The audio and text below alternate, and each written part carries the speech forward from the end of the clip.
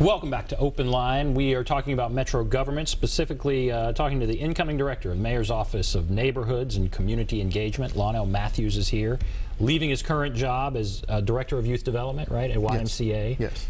Moving over to this new role. And of course, we want to hear from you about what you think, your hopes and desires for this new office or for this office. But let's go to Pat here on the phone. Pat, hello. Hello. Hi, Pat. What's on your mind? I'm concerned about affordable housing for Nashville residents. With all the new homes that are being built in the Nashville area, the average citizen in Nashville cannot afford those homes.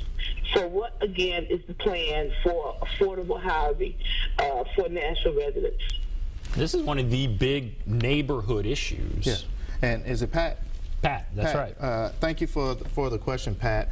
I won't be able to really talk about our affordable housing policy because we are still going through the transition and we're building our team. Of course, the mayor has appointed a senior advisor for affordable housing, Adrienne Bond Harris, who used to work with MDHA. She's recently worked with the Housing Fund, and she'll be actually starting in the mayor's office on Monday, November the 9th.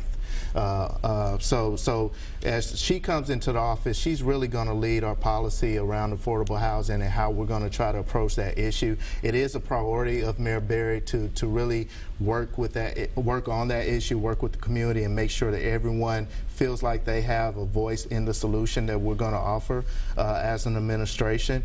However, we haven't really formulated what that policy is going to look like, and Adrienne Harris is going to be a big part of that. I've worked with Adrienne as a council member when she worked for MDHA, and I can tell you she brings a wealth of knowledge and experience to that position, and she is second to none when it comes to working within the affordable housing community, working with developers, working with community development corporations that have been led by churches and nonprofits in the community.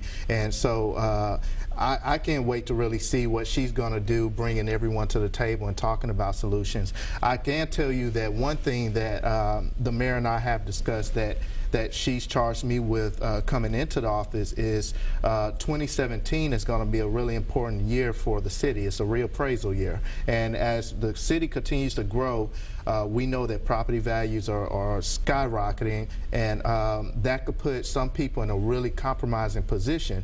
And so we do have tax freeze programs, we have tax deferment programs, and these could really benefit right now senior citizens. I know there's been talk on the council about addressing that or looking to see if we could expand that program, and hopefully the council will take a look at that. But for senior citizens right now, we want to make them aware that these programs are available. We want to talk to the ones that qualify. We want to put as many people on this tax freeze or tax deferment program as we possibly can before the end of 2016, because in 2017, when they start to do the reappraisal, if they aren't qualified and registered for this program, then their property taxes could go up, and it could really put them in a vulnerable position. And we want to do everything that we can as the administration to prevent that. So we will be working with communities all across Davidson County to both talk about who qualifies for this program, what they need to do to register and get on the program, and we will be working extensively to really put as many people on this program as we possibly can as one part of the solution. It's not the whole solution. We've certainly covered this, and you have neighborhood after neighborhood where there was a situation where an older person had obviously paid off their house. Yes. And let's say they bought it for like $15,000. Suddenly this neighborhood is red hot. Yeah. And suddenly everything all around her is appraised for a lot more. And I think she forgot to re-sign up. I think you have to sign up every year to get on this property tax freeze. Her property taxes skyrocketed, and that was a problem. So there's one reason that people will sell. They'll sell their house because they can't afford even the property taxes. Then someone comes in and they don't want that little house. They want a big house. Yeah. They build it, and yeah, the only people who can afford that are really rich people. Yeah. They're your lawyers and all of that. And so the neighborhood completely turns over. If you own that property, if you buy that property and you want to develop it, it's your right. So how do you, I guess it's about incentives for developers. I don't know how you stop someone who buys a property and then wants to build the most lucrative thing they can I don't know what the answer is. Yes, I mean, I really can't speak to solutions. Like I said, that's something that Adrian's going to do, and I don't want to put her in a position to feel like she's boxed in. I mean, she's going to come in with some great suggestions, and I would suggest having her on the show once she starts in the mayor's office, if you can. But I will say that the situation that you're describing is occurring all across the county, and the real problem is if someone can't afford to stay in the property they're currently in, there's not a lot of property if they have to move, and so they end up having to move out of county or looking to another place where it's more affordable to live. And so we just have to really look at how do we keep Nashville affordable, and how do we be able to make sure Nashville is accessible to everyone that is here currently, and we don't put people in a vulnerable position to have to make a decision to leave or stay. It would be good to have her come on the show, because that is one of the issues, and I really don't know how you do it. Yeah.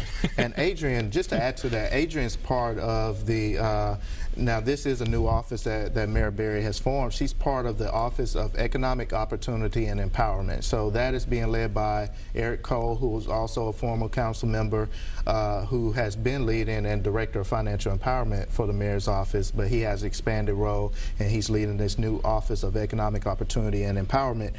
Adrian, as the Senior Advisor of Affordable Housing, is falling in that. Ashford Hughes is the Senior Advisor for Workforce and Labor, so he's going to look at workforce and labor issues. And Ann Harvard is our policy person out of the Mayor's office, and so they're all going to work out of that office working on policy to really address some of the most vulnerable citizens in the county and work on solutions to put them in a more comfortable position and a better quality of life living in Nashville. All right, let's go to Barbara. Hello, Barbara. Yes.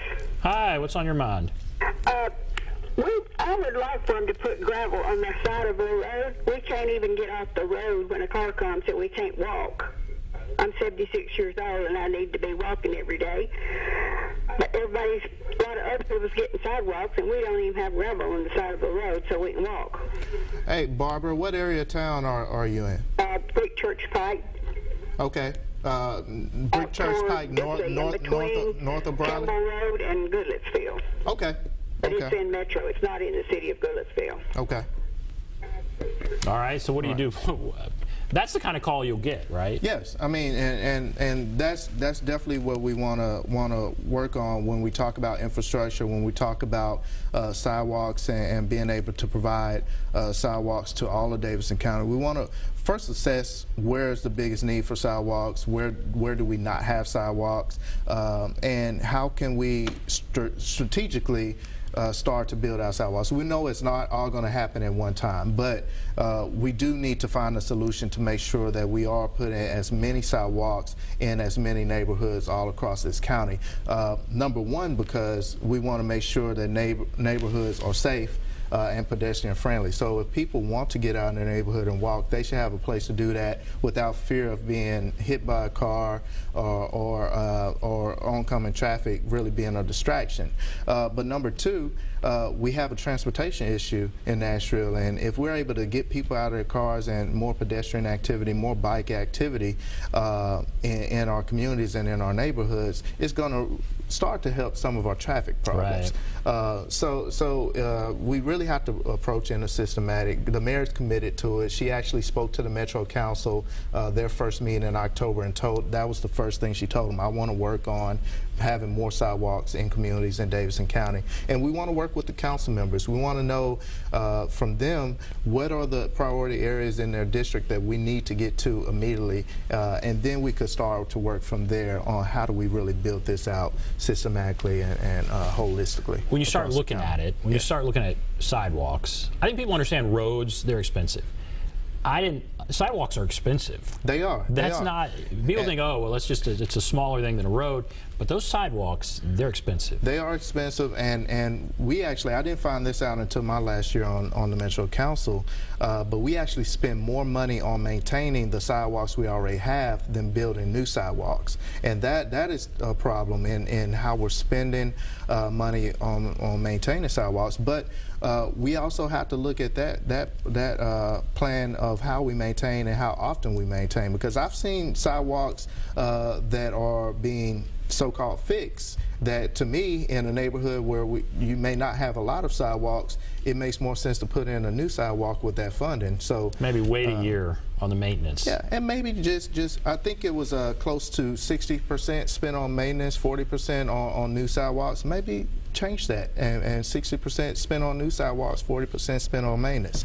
You know, and but we just have to look at it systematically and what's best for the city. And we have to address, I mean, there's some liability and risk, and some sidewalks do need maintenance because it could be a safety hazard. Right, Metro gets sued and all of that. So in some of those situations, maybe that's a priority over just routine maintenance that may not be needed. All right, we have to take a break. If you have a question for the incoming director of the Mayor's Office of Neighborhoods and Community Engagement, give us a call. There's the number, 615-737-PLUS, 615-737-7587. Take a break. Be back right after this.